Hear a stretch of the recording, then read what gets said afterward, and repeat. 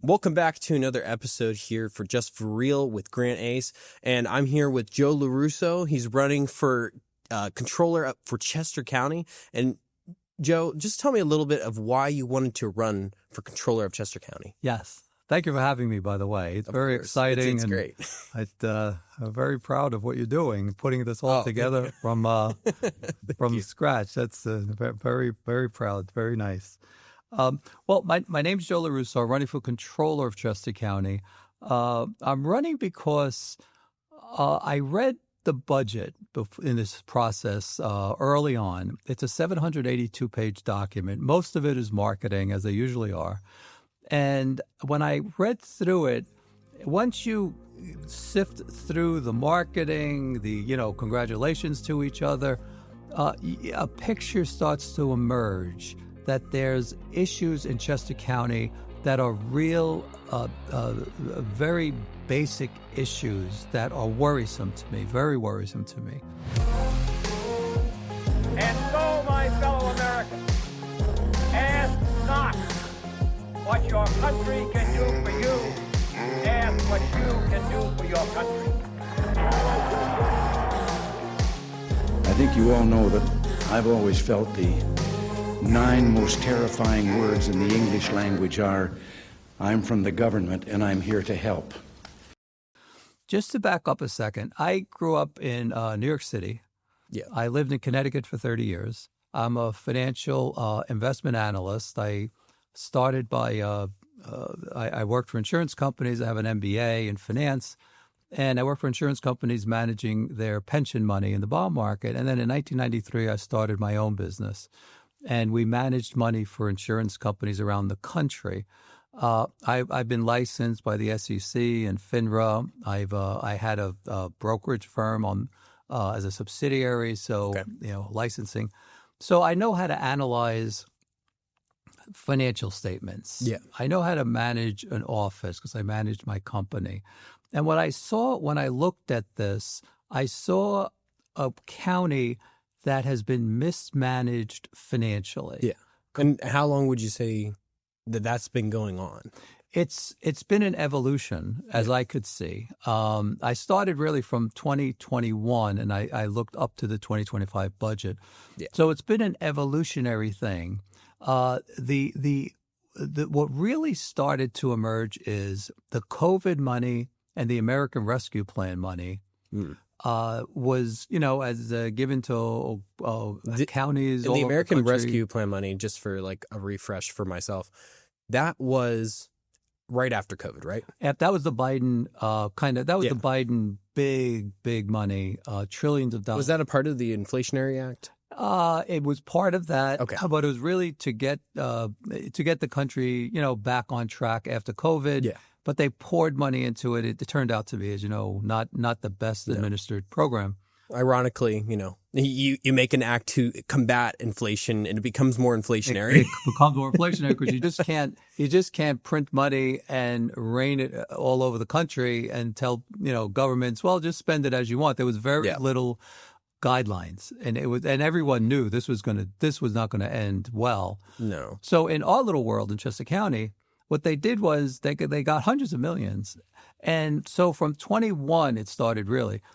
The money came in, they spent it, in my view, unwisely, inefficiently, because they created bigger government with that money. They used it on things that created permanent fixed costs, and they bloated the government. They added payroll, personnel went through the roof.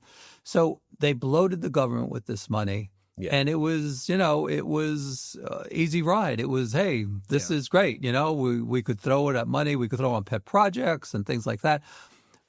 And then they were being warned by a prior commissioner who subsequently retired saying, look, we're adding fixed costs. This is going to come back to bite us. Well, not only did it bite us. So in 25, all the money was spent.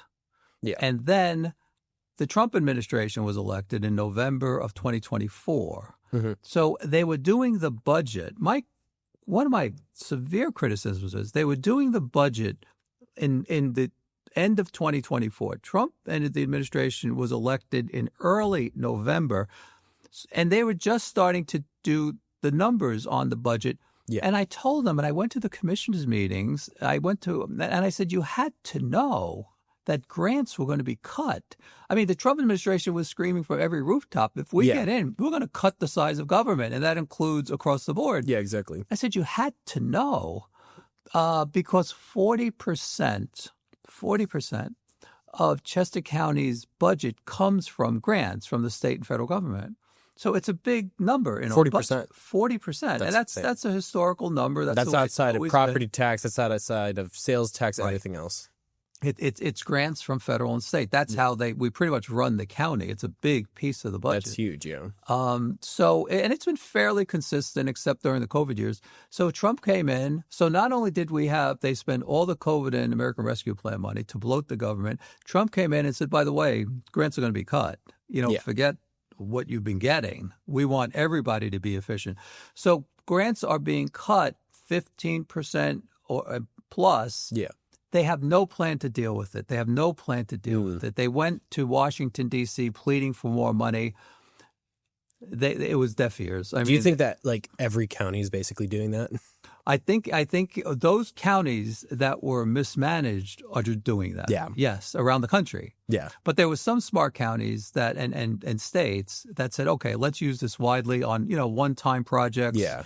Build something and then it goes away. We don't have trailing liabilities. They weren't relying on it for their yearly budget. Right, yeah. Right. And those are the smart ones. But we weren't smart in Chester County. So now it's a crisis. So now you have the COVID and American Rescue gone. You got grants being cut. And the only place they could get money now is your pocket. It's the only place. There's two places you could get money. Either you tax people and debt, and you issue more debt. And they're doing both. Yeah.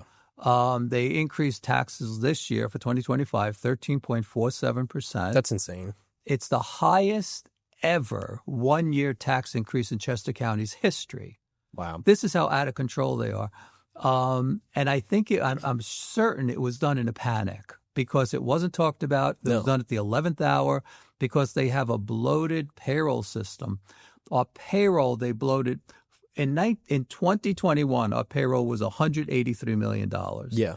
In 2025, it ballooned to beginning of 25, $220 million. Wow. In last year alone. And that's just payroll for county employees, right? Just payroll for county employees. Okay. Payrolls, benefits, it's called government services, but it's all payroll and benefits. So last year alone, from 24 to 25, they increased payroll by $20 million, 10%, $200 to $220 million. Yeah. They just added people, 100 more people, and they knew there was no money for this. So it's insanity. So what did they do? Then someone said, you know what? We don't have enough money for this payroll. So they increased it 13.47%. Yeah. Now, and I know I'm throwing a lot of numbers at you. I will say to the audience, I did do a PowerPoint presentation a few months ago. You'll have to send that to me because I'll put this in the video. Yes, I could email it to you and you could. I ran out of copies because we were at an event last night and I was giving them out. It's only about 15 pages. But I wanted to make it, and it has charts and graphs, and it shows you what's going on. Because I wanted to make it easy, because no one's going to read a 782-page document. No.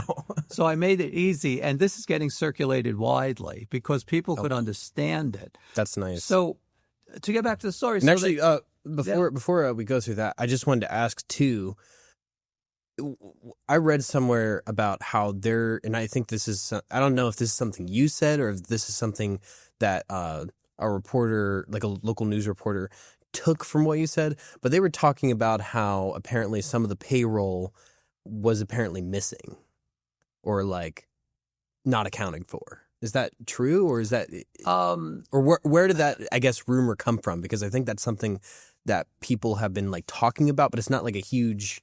Well, I think you might be referring to the current controller who's not running, thankfully, because she was mismanaged the office. I mean, you might be referring to an incident where about a year or two ago, she had a bright idea to change the payroll system. Okay. and they hired an outside firm.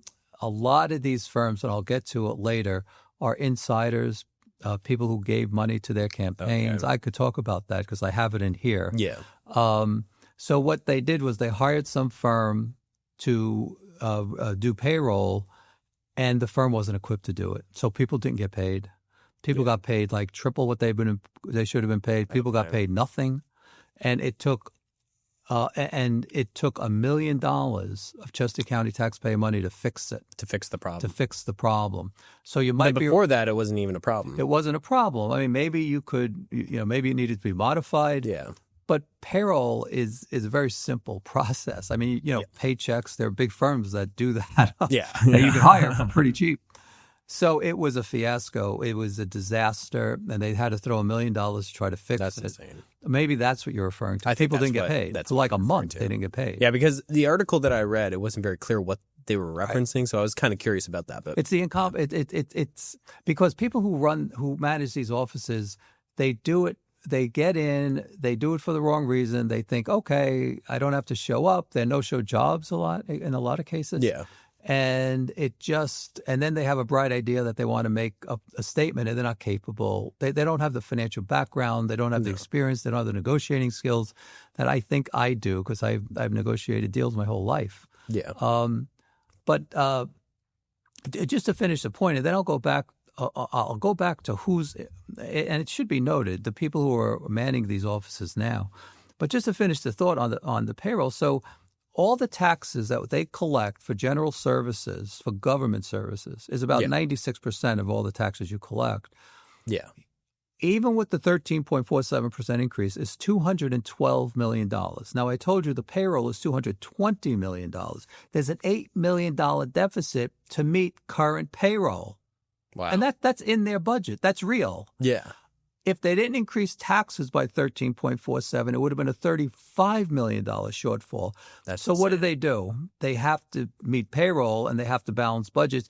So we do there's hotel taxes in Chester County, there's licensing taxes, and there's these other little taxes that are collected. So they steal from those taxes to cover the payroll hole. Okay. Because what they refuse to do, they refuse to rationalize the government, collect the waste, and live within our means. They absolutely will not do this, and I tell them that because there's two people on the commissioners in the committee. There's three commissioners. One is Eric Rowe. The other two are liberal Democrats, very, very liberal Democrats.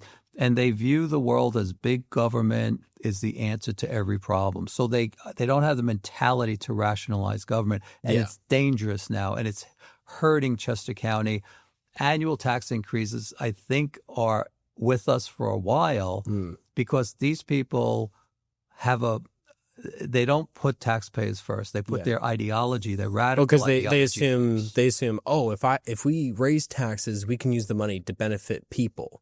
But in reality, it's mismanaged, and they can't even be efficient with the money that they will raise taxes on. Right, and they're abusing taxpayers because now taxpayers have to dig deeper into their pockets, and it takes away from family money. It takes away maybe for saving for a house, from the young people, and it certainly hits our seniors who are living on a fixed income. I mean, that's hitting the core of what money they live on. But then you have to understand, it's not only Chester County taxes. Wherever you live in Chester County, you have township taxes, you have school taxes, which are sky high. And then you have, sewer taxes, and then there's other little taxes. So it's a piling on. So it's worrisome because of the mismanagement. If you're going to continue to increase taxes on people, Chester County will be damaged. I say this, if we don't prevail in this election, the people running against us are just placeholder people. They were nominated because they won't say anything. It's a go along to get along, whatever they want to do. They punch the clock and leave if they show up. And it will be a disaster. And I truly believe that. It'll be a disaster for Chester County because it'll be annual tax increases. Our youth young families, our children getting out of college who are looking to live here, our seniors won't find this attractive because they're saying it's too expensive now. Mm-hmm. And then if you pile on annual tax increases, you're going to drive these people away, and then it'll rip the fabric of Chester County. Yeah. Chester County will be on the line of, and I call it Philadelphia West, Delco, and now they're coming after Chester County. I really believe that this woke liberal mentality is coming after Chester County. Because I think in the recent years, what was it? I think it's been since 2018-ish, when cities like Phoenixville, Malvern, and all these different cities that never really saw a lot of huge economic surges and boosts, right, all of a sudden had this huge economic surge, huge economic surplus. And I think that the liberal contingent in just Chester County in general, I feel like they think and assume this surge is going to last forever. Right. But it's not reality. You make excellent points, because what I say is, I did a 60-second video about 2 months ago. And if you could see the videos I've made, my colleagues on Chesco Deserves Better, it tells you our policies. So I did a video, and I outlined this. I said, look, if we don't stop this train now, because we still have time, and put the brakes on it and elect people like us, and then hopefully take over the commissioners' positions down the road, Chester County is going to be a very different place in 4 to 6 years. I really believe that. It will be. I know that because I've lived it. I've seen it. I've seen it in places like Connecticut, where taxes go up, and people are leaving. Connecticut hasn't grown in years. No. New York City experiences. New York City's population is not growing much. No. In fact, it's declining a little bit because people can't afford it. And if they're moving to Florida, they're moving to Texas. It's going to be Florida, Texas. There's a migration out. So this is real. I've lived it. I don't want. Do you think that the same thing could happen to the last remaining places in Pennsylvania that are doing well? Because it's there's huge swaths of Pennsylvania that had been economically depressed ever since the 70s, ever since even the 60s.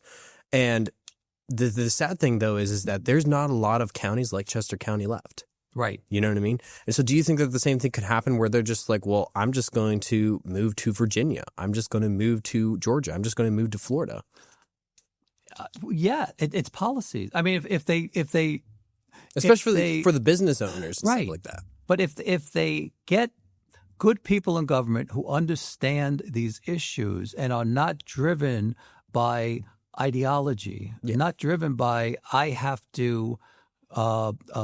Government should be big. Government should run everything. Mentality.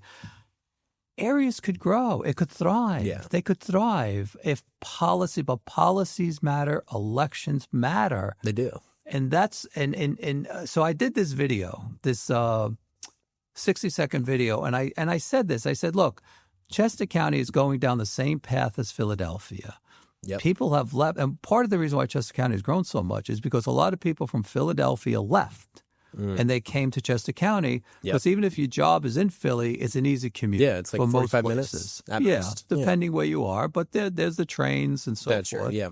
So, and I said, look, people have come here to escape the crippling taxes, to escape the tone-deaf government, where you have criminals who are getting off with slaps on the wrist.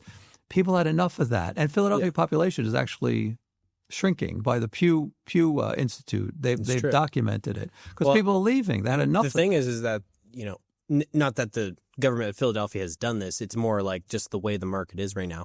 But housing is super cheap in Philly. But no one wants to move down there. Right. No one wants to live down there. Well, because your taxes. Yeah. The taxes are through the roof. Exactly. So even if you get a 3-bedroom house for $150,000, that would be $400,000 up here in Chester County. Right. It doesn't matter because you're going to be paying the same in the long run. And then, the environment is not good. I mean, there's a high crime in Philly. I love Philadelphia. I love cities. I love Philadelphia. But it's been so mismanaged. This Kravis guy, he's a Soros disciple. Criminals get off, and people are scared. So they came here, and I said that in a video. I said, look, the two commissioners and these offices, they call them row offices, these controller offices, have been asleep at the switch. They have an ideology that they're pushing, and no one's pushing back. So we could become, and I called it Philadelphia West in time. Mm-hmm. Well, that set a firestorm off. The people we're running against are hiding in their basement. We've challenged them to debates. They won't come out to debate. Won't come out. But so they asked the district attorney of Chester County. His name is Chris. He's got two last names. I call him, his initials are CBS. Yeah. I call him CBS. He's as liberal as the station. So he writes this scathing letter to the Daily Local, bizarre letter, because he picked up on the theme that I was saying. There's high crime in Chester County, and I wasn't saying that. I was saying that the financials are going the same direction, and people left Philadelphia for these reasons. One is high crime. Exactly. And anyway, he wrote this bizarre thing. That's the one I read today. I'm like, I don't think he's ever said anything about high crime because, Chester County is a pretty safe place for the most part. Right. Yeah. And I mentioned that because people are leaving Philly to come here. Yeah. But they're following the same financial plan as Philadelphia. So anyway, it's worrisome that you have a district attorney who wrote basically a political piece, that made no sense. It didn't address what I said. Like that shows partiality. He's a political guy. He's a political operative. He showed his colors. His office, by the way, is not being well run. We know firsthand that assistant district attorneys are leaving his office. Yeah. And he's doing nothing about it. He's a poor manager. We know people who have left, and they're very vocal. So he's got his own problems. And now we know why, because he's just a political guy, which is very scary because he's supposed to be fighting criminals. He's supposed to be the tough guy, and he hasn't been.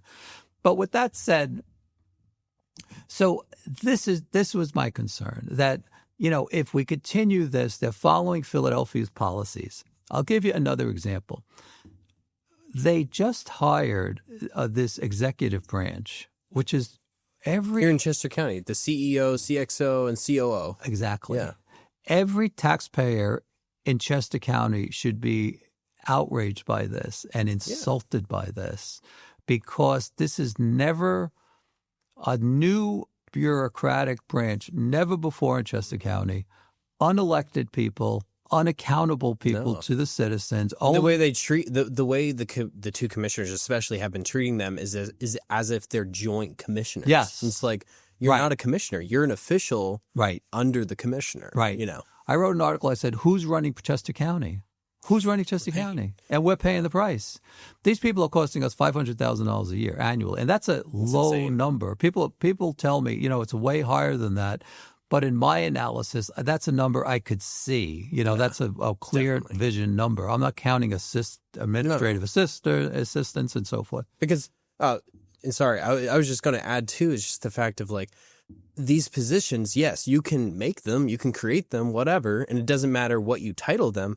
But it's just the fact of why do we need it? Right.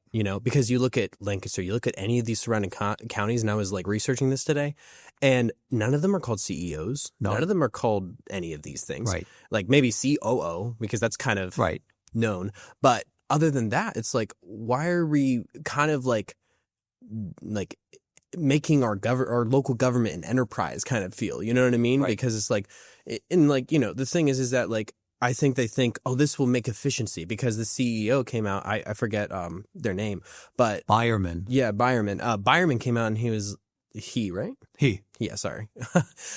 He was like, oh, well, I need the CXO to help me, because when I remember seeing the long hours of the other CEO, I felt like he was too busy. But it's the amount of money they're getting paid is insane. What other CEO? There was no other CEO. Yeah, exactly. There was was a fantasy CEO. Who was he talking about? And maybe they were talking about the COO, but even then, it was all created to kind of just like put all the responsibility on different people. Right. When in reality, you could have hired 10 other people for half the cost.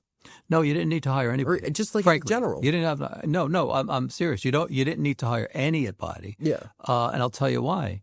Because first of all, let's talk about these people. The CEO, this Byerman, it's a real insult. I did a right to know, and I said, "What is he being paid?" Because that wasn't disclosed in the 782 pages. I read it. I did word search. They won't disclose it. And he was hired in December, so he was in the budget. So I did a right to know, and after they were fighting me, well, we don't disclose it. I said, no, by law you have to disclose it, and after nonsense. That's the whole point of the right to know form. So they gave me his base salary, but I said I didn't ask for his base salary. I asked for his base salary plus benefits because I ran a company. When I hired someone, you include benefits. Social Security got to pay, healthcare contributions, other things. It all comes out of, in this case, taxpayers' pockets. So what is his total compensation? They won't give it to me. They said, no, that's confidential. The bottom line is he's getting paid about $225,000 to $230,000 all in. His base salary is almost $200,000, and if you include about 25-30% for benefits, how much does a commissioner get paid? They are under $100,000. Under. He's one of the. These three people are among the highest paid in Chester County. That's why it's $500,000. Yeah. And so I said, well, and I did another right to know, and I said, so what does he do? Could I have his calendar? Yeah. His official calendar, not personal, his official Chester County calendar, and any reports that he's written. Well, they fought me on that, but after 2 months, they gave it to me because by law you have to. Yeah, you have to. So what I found, and the only reason they didn't give it to you was because it's embarrassing. Yeah, it's embarrassing. That's literally the only reason. What the guy does, and I spoke at the commissioners meeting 2 weeks ago, and I pointed this out to him, but his whole calendar is full of going to events in Chester County. He goes to every event known to man in Chester County, and he's glad, he's shaking hands. He's saying, what a wonderful job. The CEO, what a wonderful job. That was his whole calendar. Wow. And he had some meetings with some of the commissioners, a half hour, but he's a PR guy. It seems that's his role. And then I said, all right, maybe he's a genius. Maybe he writes these phenomenal reports. So I said, where are the reports? Well, he didn't write any reports, but here's some emails he wrote. Ridiculous email. Ridiculous. Like what? Ridiculous. So, and, this guy came from Vegas. He's a Vegas guy. He worked for the legislature in Vegas, and then he worked for a legislature. He got, look, we all get fired. He got let go there. Surprisingly, though, he says he's an independent. He's not party affiliation. But surprisingly, in Vegas and in Kansas, where he got fired eventually from both, when the Republicans took over the legislature, he was one of the first guys to go. Okay. So you have to know his leanings. Yeah. And he was hired here, of course. So, and then the chief operating officer, he's probably a good guy. He was an administrative guy. Yeah. But they promoted him at a big bump in salary. Exactly. It wasn't necessary. I want to say, sorry, we can return to this conversation. I want to say to this too, of the fact of, in this polarizing society, even obviously like this is a different conversation compared to like other bigger polarizing issues in this country. But it's just the fact that you said that. It's the fact that, like, we're not attacking these people personally. Absolutely We're not attacking who they are. I don't even know who they are. I don't know them personally. And they're probably great I know people. professionally. But it's just the fact that, like, there's a difference between just simply silently sitting by or speaking up about things that matter. Right. You know what I mean? And like, when you approach people and when you approach this issue that Chester County's heading towards, like, just like a huge iceberg, basically, it's just the fact that you're not doing this because you hate them. And I think people like make that a judgment, you know what I mean? But it's because you care about this county. You care about our local government so much that you want to see them get better at the end. I want to see a more efficient government, better use of taxpayer money, and the money should be going to help people, not just bloat government, because they bloated the government. And I asked people, was there any discernible value that we have seen? Have the services gotten better? Has there been more efficiency in government when you go to an office? None of that. They don't even measure that. I asked, do you do a matrix of efficiency, of productivity gains? Yeah. Do you do a matrix of, well, our services got better? You know, we responded to people who came to get a passport in X days versus, you know, X plus plus. Yeah. That's not even measured. It's just hiring people and that's it. Hiring. That's it. So let me get back to because I'm really annoyed with this executive branch. So you got this guy, then the COO, okay, but then they hire CXO. Chief Experience Officer. They couldn't call her CEO too, so they made up this EX. By the way, is that a real thing in companies, a CXO? Well, it was very interesting because they got severely criticized for this. Yeah. And I was one. I published in Broad and Liberty and a Delaware newspaper, they call it Delaware Valley newspaper. And I criticized this as this is really outrageous. So one of the commentary they gave back, Byerman, I believe, came back and said, well, no, the big corporations have experience officers like Disney and Apple. So then I called it, okay, we're a Mickey Mouse government, just to make a joke. But I said, experiences officers at Disney and Apple, they're marketing people. Mm-hmm. They call them experiences officers because they go, in Disney's case, they go into the parks, they talk to people, and they try to see like, are you having a good time here? Or and are you having a good time with that product? And sell, the Mickey Mouse is on sale, Yeah. And that's fine. They're marketing people. So I said, well, at least you should have called her chief marketing officer. Don't lie to the people. No. She's there to make the commissioners, and I've said this publicly 100 times around Chester County. Yeah. She is hired as their campaign manager. I believe that. She was hired to be their campaign manager on the taxpayers' nickel. Yeah. Because she has no role. Her role, by the way, and I read it, they advertised on Indeed and all these big services, and you could read it. I have it here in my notes. It's the emphasis is on having Chester County people having a good experience in Chester County using Chester County services or something like that. But if they don't even measure anything. They don't measure. So, how are you supposed to know? And why do we need someone saying, are you having a good experience? Did you try, there's a fair today? Yeah. What do we need that for? You want people to have a good experience? Cut their taxes. They'll be thrilled. You don't need to pay this woman $200,000 all in with benefits. Yeah. It's really insulting, though. I mean, I take it personally. I take it that's insulting to do that. So that's why I say everyone should be annoyed with it because, they say, well, yeah, but, we need help when we do this. And they said, oh, no, but we had it that was another thing. They said, oh, we had 2 people to be hired this year in the budget.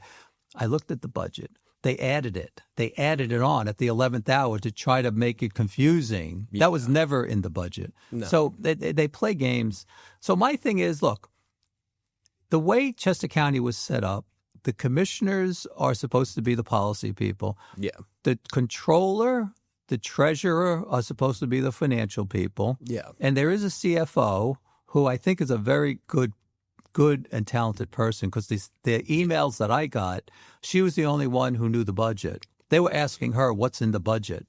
She was the only one who knew the budget, and she was answering questions. So if I get in, I think I'm going to get to know her very well. Yeah, because I think we're on the same page. But those are the people who are supposed to be the financial people. Definitely, they're elected people. So if I'm fortunate to get in, and they don't like the advice or the advocacy that they could throw me out.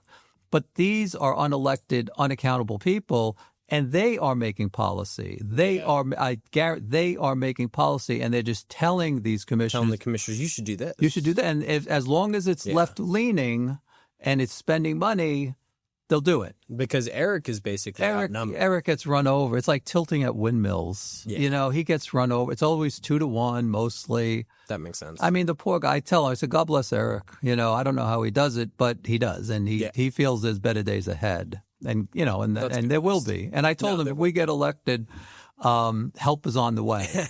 Because, I would work with him. Yeah. And now, as controller, like when you win, right? Let's hope. Because I think you will. You have a good chance. God willing. When you look back at the voter data, because I was looking at some of the voter data, Republicans are always almost just 3,000 votes behind. Yes. Almost always. And with the red wave back in 2024, that chance, like we're riding an energy right now on the as Republicans, you know what I mean? And so I think that you guys actually have, as Chesco deserves better, the campaign really for all of you. Yeah. I think you guys have a good chance of getting in because I think there's a lot of people who are even moderates. And I think like the majority of Pennsylvania is moderates. Right. But there's a majority of moderates who really see the value of voting for Republicans because Republicans are trying to cut all this VAT out of local, state, and federal government. You know what I mean? Right. But when you become controller, right, what are some of the ways that you can keep them accountable? Because like obviously the commissioners aren't going anywhere to the next election cycle and stuff. 27, yeah. So what can you do as controller? So like, right. Here's what I tell people, because I have a very powerful platform that I'm advocating, and again, if people want this this short PowerPoint, I do have a solutions page. I point out the problems, and maybe if we have time down the road, I'll tell you about the debt problems that are growing. It's a debt bomb, I call it. But I do have a solutions page, and it's a 9-point solution that will really get us back on track in a short period of time. But you have to have the cooperation of the government. So as controller, what I could do is advocate appropriate spending, responsible spending, point out the problems if certain decisions are going to be made and why taxes would have to go through the roof to support a bloated government.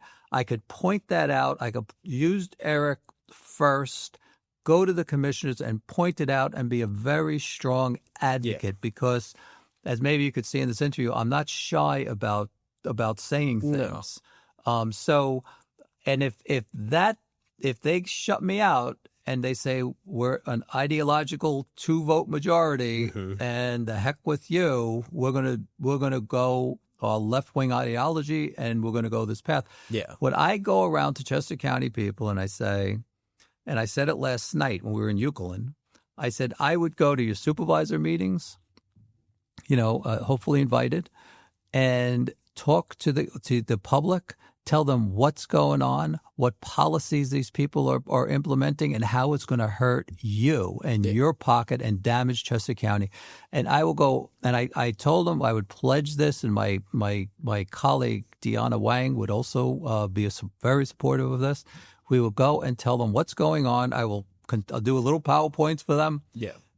And I tell you, and I would solicit their support and use this as a bully pulpit because these people want to be elected again.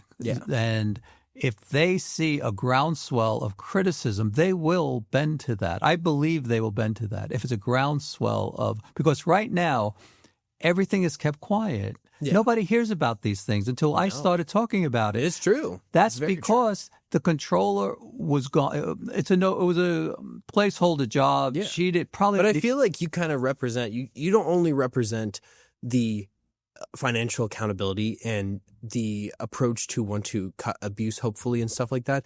You represent the Republicans who are tired of Chester County looking like a fool, basically. Right. Because this is just sad to say, like I don't see this as Chester County personally, but like many people in the Republican Party, like nationally, they're like, oh well, Chester County, like they could do so much better and stuff like that. But I feel like you represent something that's shifting in Chester County, right? Where you're like, you know what, this isn't just about a title, this isn't just about a position, this is about so much more than just riding it out and just putting placeholder politicians, placeholder officials. It's about actually changing things for the better, even if it's just simply raising awareness, And I was going to say that because we had 8 years where the controller's office has been silent, really no show. The treasurer's office is a mess, by the way. The woman running for treasurer is a disaster. I mean, she got her degrees at a diploma mill, and she said she has PhDs and master's degrees that she paid for. I mean, and then she's getting sued by clients. I mean, it's a mess. The prothonotary, got arrested because she was abusing Chester County money. Really? Yeah. Wow. And these are the people we're running against. That's insane. Yeah, it's insane. I mean, this is, and So and then the as I said, the controller's not going for re-election because of the mess she made. Yeah. But they have a guy that's hiding in his basement. I call him. I challenged him to debates. Yeah. Challenged him publicly. We contacted him directly. I said, let's debate. Let's sit like this. Yeah. And I said, you could have whatever moderator you want. I said, I even said you could have your parents if you want. You could have your wife do, and you could have the questions in advance. Yeah. I said, let the people decide who is the better watchdog, a guy hiding in his basement and won't talk to me, or me out there all over Chester. Because I went on the website for the Democrats on the other side. Yeah, I do that too. And when I looked at his bio, I'm like, this is really short. It's short. Like I have no doubt that guy, I'm sure, because like he was a controller for a finance company, and I have no doubt he did a great job. But it was an HVAC company, a small little HVAC local guy. You know, he did Vanguard. He was a line accountant. I'm sure he's a wonderful person, but but they kind of just put him in, as you said. These people are placeholders. He's a placeholder. They're placeholders, and that's why we're in the state we're in. That's why we have a bloated government. That's why we have tax increases. That's why we have a debt bomb that's going to happen. Yeah. Because none of these offices that are elected offices, so you're independent. You're an elected official. You could basically run it how you want. Yeah. Are silent. They've been silent for 8 years. And all of this has been hidden because you didn't have a guy like me and Deanna Wang, the treasurer, who was going to expose this. So this is going to be, if we're God willing, fortunate enough to get in, they're never going to. We're going to expose it. We're going to take the sheet off, and we're going to expose what's going on, and then they're going to have to think about policies because we're going to challenge them, and that's why I think the bully pulpit, I call it, is going to be effective, even though we have this 2-to-1, because they've never been challenged before by us or by the public, and it will happen. So I'm optimistic on that. So, like I said, I have, let me just say this, and I tell people this is nonpartisan. Yeah. This is financial management, better financial management, telling people what's going on, not hiding things. Exactly. It doesn't matter if you're a Democrat, Republican, Independent. I know it sounds like I'm trying to pitch something, but it really doesn't. It's about telling you what's going on, exposing the waste, and having the people know and pressure their politicians, elect people who now is more in line. So it's all about that. It's not about partisanship. No. And the problem is, you know, the people in now, from the controller's office and treasurer and all this, they view the world in an ideological, in their case, very leftist way. Yeah. And that's not what the office is. It's about serving the people of Chester County. That should come first. The most efficient should come way first before possible. your own agenda, your own policy. Because it's like, at the end of the day, it's like, you know, voting for what you believe in is great when it comes to like federal elections and like the president, all that stuff. So obviously, that's great. But the people who are having an everyday impact over you are your local officials. Right. And people forget that and they take a step back from voting because they think it doesn't matter. Right. But it truly does. It really, truly does. And I'll tell you, Grant, you hit the nail on the head, because one of the things that we fear, and you touched on it a second ago, is this election cycle is called a low turnout cycle. Historically, it's only been about 35% of the people who are registered come out to vote. Whereas the last presidential election, I think the numbers was in the 80s. Yeah. Maybe touched 90, but I think they were in the 80s.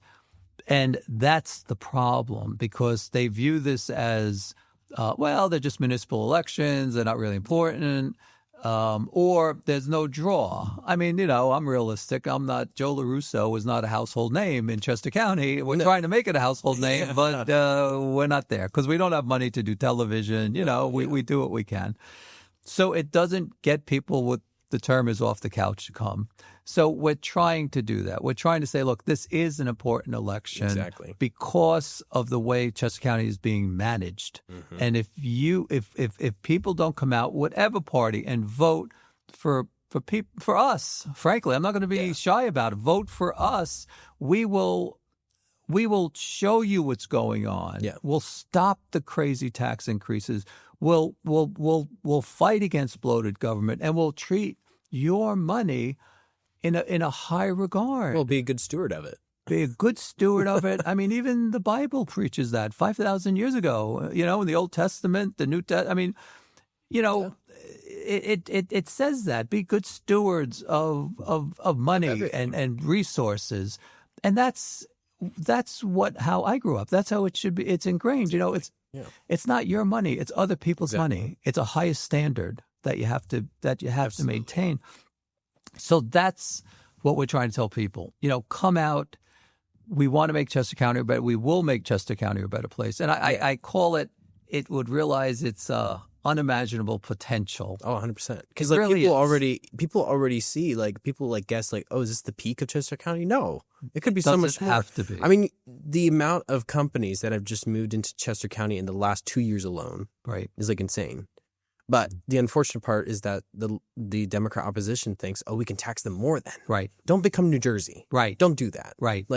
Because then it levels off and then it starts to go down. Because I lived it in places I've lived. I've seen it, and that's what we're fighting for. Yeah. Chester County could realize a higher potential. And you know how it starts. It's not complicated. Put money back in people's pockets. You put more money in their pockets, then they have more money to save if they want for a house or pension plans. The seniors have a little more room, and people start starting businesses here, and it starts thriving. But it's because people understand how to manage their own money better than the government. Right. It's just a fact. Right, because all the taxes you paid this year, the extra taxes you paid at every level. Yeah. So I tell people, do you feel that you're better off because you wrote a bigger check to Chester County? I mean, is that something you said, wow, I'm glad they took more of my money because I got wonderful service? I mean, it goes into a black hole. And frankly, I know exactly where it's going. It's going to pay for a huge payroll in our county that almost every department, frankly, has problems. I mean, voter services, I don't know if you know, is a mess. I mean, that's true. They have people coming to the commissioners' meeting telling them it's a mess there. It's a mess. Yeah. People are leaving. They're hiring people. They don't know what's going on. And it goes, and we hear the DA's office is now in a disarray. It goes on and on. The treasurer's office, high turnover. It goes on and on and on. So it's like, this, you can't hide this forever. At some point, it catches up to you. It does. And but we still have time. We still have time. And honestly, this is the thing I want to say too, because you brought up the fact of your whole goal in all of this isn't even to be partisan. It really isn't. Because, and this is the thing, I think that the Democrat opposition and the current commissioners should actually see you as an asset, if anything. Because it's we live in Pennsylvania, a swing state. The voters here, they're not always voting Republican. They're not always voting Democrat. You know what I mean? This is one of the most moderate states. Right. And so at the end of the day, it's if you want to be stewards of your people, if you want to be a good representative of your people, then you're going to need to have someone that's, going to challenge you, of course, but it makes for better policy. Exactly. Yeah. But it makes better policy because it's at the end of the day, all of you guys that are running for local office and stuff, you guys can't change anything at the federal level, but what we can change is things like property tax, things like that. And that's so much more important than some type of ideological warfare between different parties. It's not relevant at this level. It's management of people's money, manage an efficient government, let it grow, let people unleash what they want, how they want to live, and it may mean starting businesses, and it'll lead to growth. There's no doubt in my mind. Yeah. But if you run an inefficient government, if you waste their money, if you're taxing them every year, and you have an eye towards, well, I want to, because my theory is very simple. They listen to whatever news they listen to. Yeah. They get radicalized in their head and they think, oh, I'm going to do that here. Yes, I agree with that. Oh, I hate the Republican, or I hate Charlie Kirk. Yeah. And this is the way they talk. There was a woman we went to the Westchester Chili Fair, And we had a tent, and we were giving out our paraphernalia, our handouts, and wonderful conversations. 95% were great conversations, talking about taxes and so forth.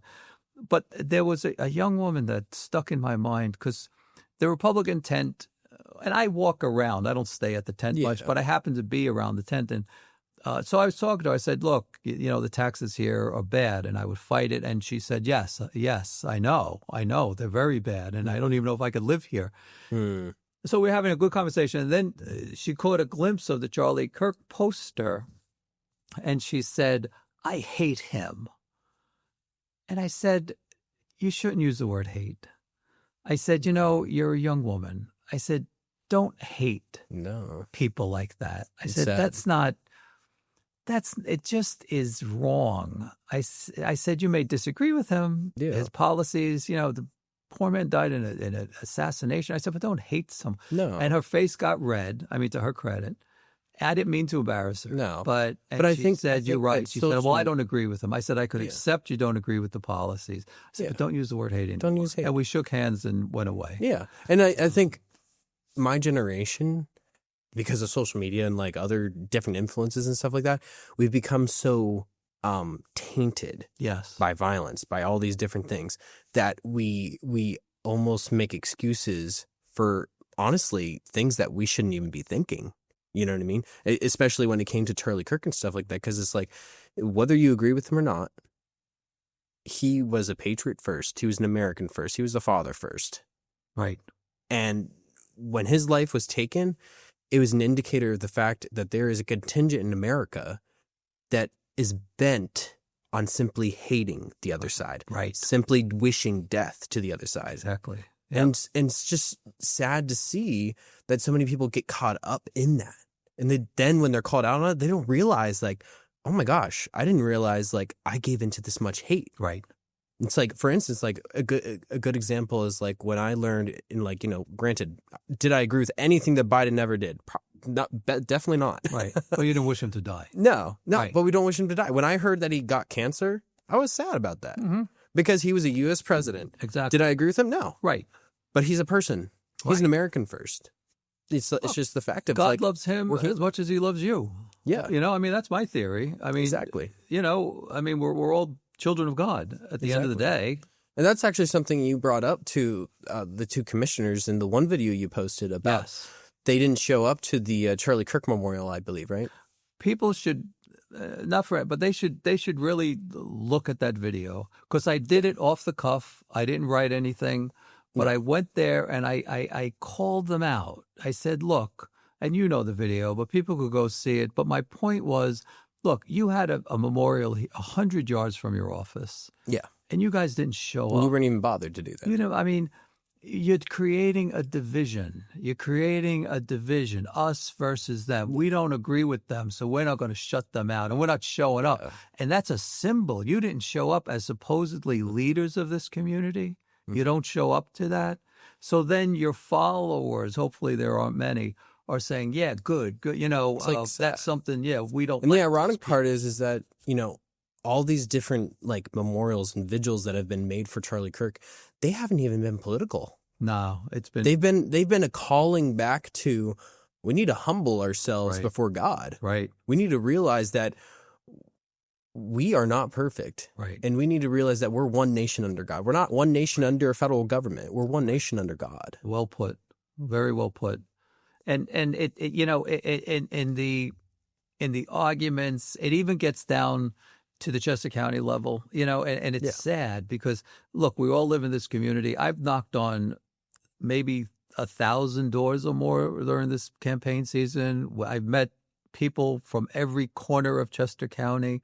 Yeah. People who didn't agree with me. I've had some arguments about people, but it was on policy. Yeah. And they're wonderful people. Yeah. They're nice people. Yes, there's some crazies, but there's crazies everywhere. It's crazies everywhere. But they were good people. They deserve respect. Mm-hmm. And if you try to fuel this division, us versus them, they're bad people because they believe this, it deteriorates our community. Yeah. As a leader, and if I get into this position as a leader, I will show respect for everyone and everyone's views. Yeah. Now, I have my own views of how this should be managed, Yeah. but I'm happy to hear other people. But you have to sit down with people. And I say it's an open door policy. I'll come to your Absolutely. committees. I'll talk. We'll debate. But that's the way it should be. And that's the way it could be here. It could be, yeah. Except you got these, frankly, people who are going more and more left, and you got a silent financial positions here for 8 years, and there's none of that going on. So there's just division going on. There's just division. Just division. And I don't know if we have time. Could I tell you one more thing that worries me, that I lose sleep over at night, besides the financials? But and I have to mention this. I mentioned this at a couple of the recent meetings. So where I talked about that on that video that people should really go see, this was about 2 weeks ago. So that was the meeting where they established a human relations commission. Yeah. Now this commission, and now I heard through the grapevine that they may change the name to a fairness commission because they're worried about the bad press.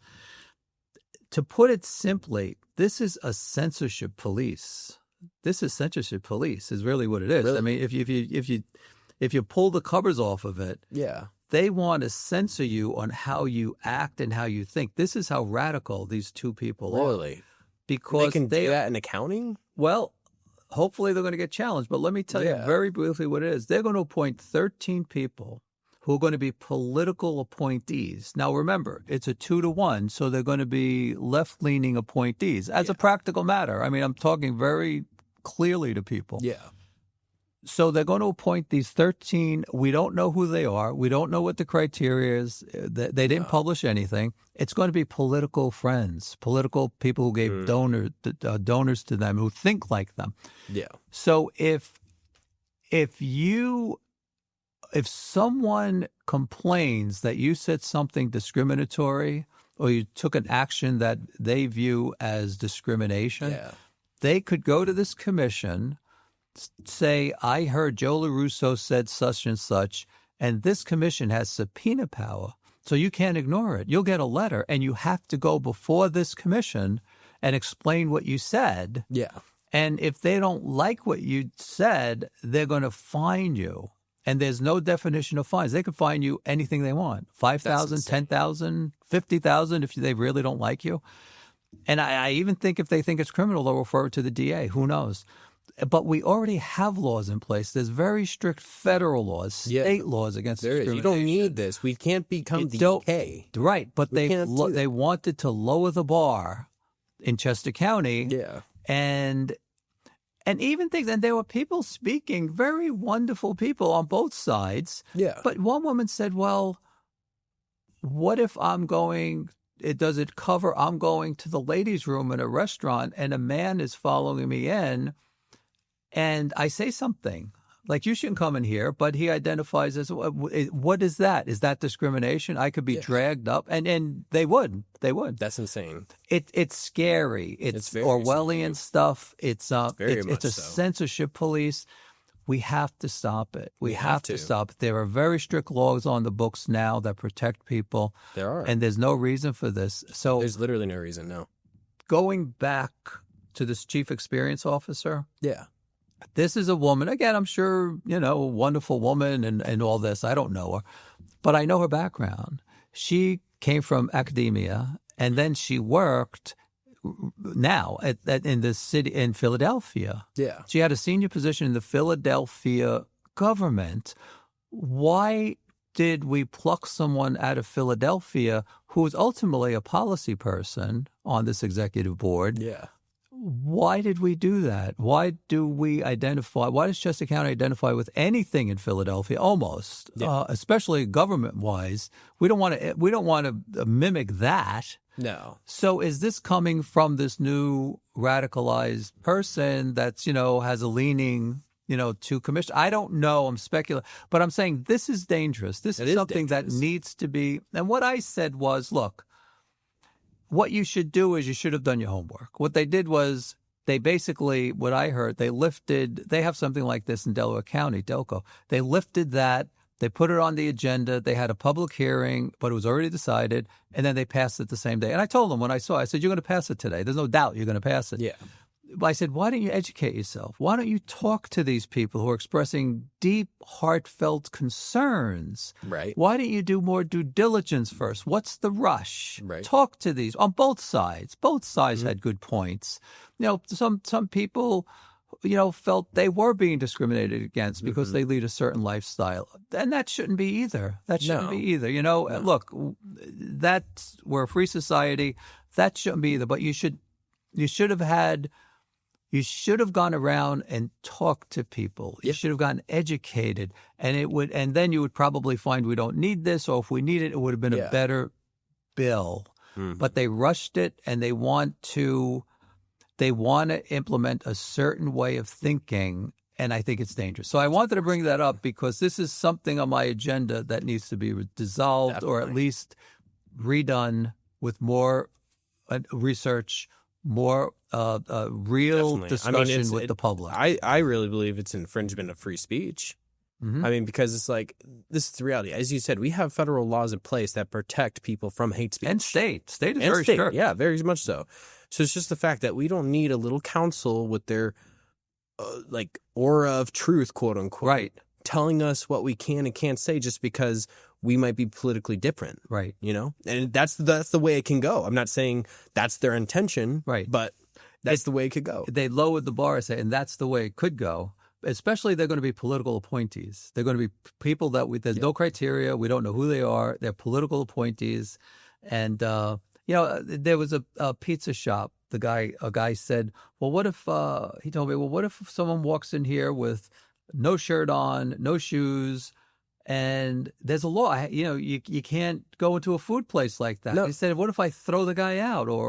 And they go to this board and complain. They said, and they want to hear what I have. So I have to take time off from work. I might have to hire a lawyer just to say why I did it. I said, it's conceivable. I don't know. It's ridiculous. And this is the thing.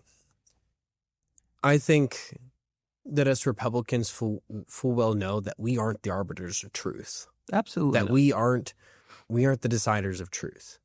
And, as I said before, rights don't come from a government. Right. It comes from God. Exactly. And whether or not you believe in that God, that doesn't matter. Right. The thing that matters is that you realize that there's something higher than yourself. Right.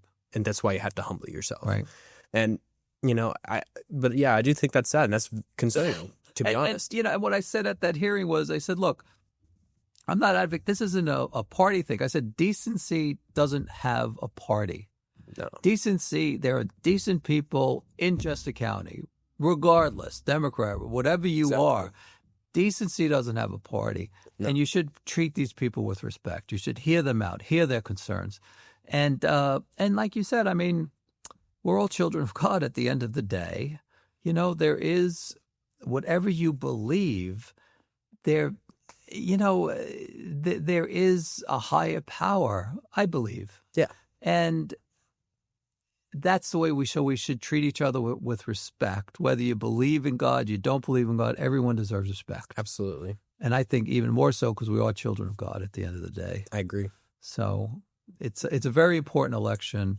People really need to come out and vote. I'm happy to talk to people. I'm happy to share this little PowerPoint thing. I mean, since this is going to be posted before the election, I'm going to try to share some of that stuff. So thank you. If you guys want more information, especially if you are a Chester County resident, check out the description of this video because there's going to be different documents. There's going to be the solutions page. There's going to be the presentation that you have down there, and just a couple links to the Facebook and to the campaign for Chesco Deserves Better. But thank you so much, Joe Lorusso. It was a lot of fun. It was great. It was amazing. Because as soon as I picked up the phone and I talked to you, I'm like, this is a fun guy to talk to. Thank you. Thank you. It is an important election, so thank you for letting me tell my positions. Yeah, to the public. Of course. So thank you guys so much for watching, and stay tuned for more content. And thank you again.